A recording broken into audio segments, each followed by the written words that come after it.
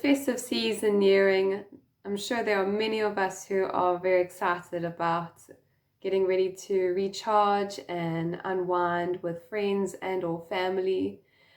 But there are also many of us who are still working during this period, and some of us even dread this period because of how hectically busy it can get, especially for caregivers. Throughout the years of being a veterinary nurse, I have managed to gather some information and implement tools that I've learned to help myself cope during this time. And I'm going to be sharing 6 of those tools with you. Very simple, very accessible. We all can work towards helping ourselves in order to help others. Number 1, and I'm sure most of you have heard this, a healthy diet. And what has helped me to stay on top of eating healthily, fueling my body correctly, is by meal prepping. And that has just been such a game changer in saving myself so much time and energy, because the last thing that you want to do after a long day is to cook. And when you get home during those days when it's just been very hectic, at least you have a ready-made healthy meal waiting for you in the fridge to warm up. Number 2, and again, I'm sure everyone has heard about this, but it is also super important, staying hydrated. I normally start off the day with a great big beer glass of water. I actually have it right here. And I stole from my fiance. It's mine now. And I normally finish that whole glass of water before carrying on with getting ready for the day. Also, make sure that you have a water bottle near you throughout the day while you're working. And hopefully that will give you a reminder to just take a few sips in between patients or while you're even doing some billing, because dehydration can also play a part in making you feel very tired.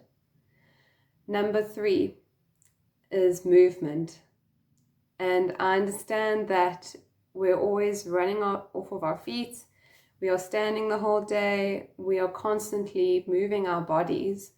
However, it's still very important to get some movement in that is outside of the workplace, because within the workplace, there's stress involved, there's tension, and you're moving your body to just get things ticked off of the list. And by moving your body in a different way, in a different environment, it helps to close that stress cycle. It helps to honor your body, honor its gifts in a different way, even if it's just by walking. Especially in nature, walk in nature as often as possible, then you are doing 2 very helpful things in one go. Nature can be very grounding and peaceful, as well as calming. And also just have fun. If you do a certain type of exercise that you really enjoy, such as paddle or swimming or trail running, we're very fortunate to have an obstacle course training gym right by us, whereas it's outside and it's with a great group of people, and it's just pretty much a big playground for adults. So that really helps to refuel your body and your soul, is just move your body. Again, it doesn't have to be a half an hour intense workout unless you really enjoy that and you have the energy for that, great. But even if it's just a 5-10 minute walk, it can make such a big difference. Number 4, please, please, please try to take your lunch break as much as possible. I know it can get really difficult sometimes when there's just case after case after case and you can't find a gap, even if it's half an hour, just to leave the building, eat your healthy snack, have a nap in your car if it's possible. Be in a calm environment, and it's a bonus if it's somewhere in a beautiful garden in a nature setting. It again helps to close that stress cycle and just reset your nervous system so that you feel more energized to carry on the rest of the day. And also look out for each other, look out for your colleagues, make sure that they're also taking their breaks. And then number 5, also a very important one, is to stay connected with your loved ones. During this period, burnout creeps in, as well as its friend compassion fatigue, and it's so easy to isolate ourselves when we are just feeling like we are running on fumes and we're just absolutely exhausted. We don't want to see anyone, we don't want to do any of our hobbies, we just become numb and we don't want to reach out to anyone. Please make sure to at least reach out to one of your loved ones and tell them to help you keep accountable in looking after yourself. And even if you just need someone as a soundboard just to take this heaviness off of you, if they're in a better space of mind at that moment, it's a type of talk therapy. It really helps, and you will leave that conversation feeling loved, cared for, and re-energized.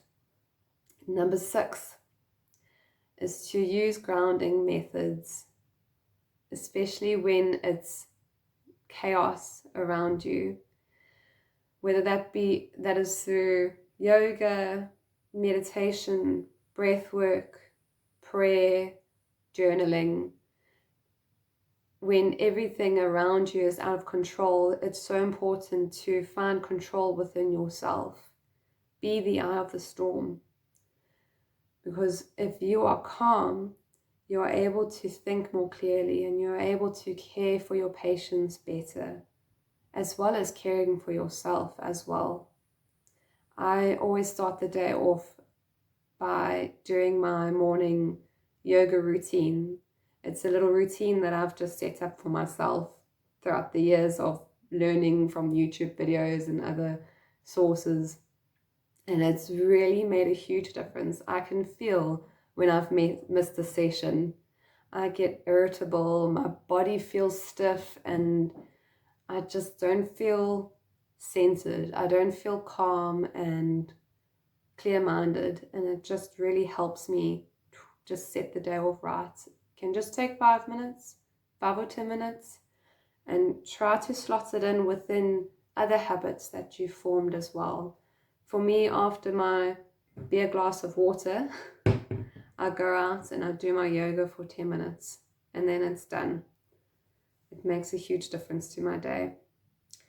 So there you go. I hope that those 6 tips helps you a lot, and please let me know in the comment section below if you have any other methods that have helped you during this tough time, this really hectic time. And I'd like to send you a reminder that you are loved, you are enough, and you have a place in this world.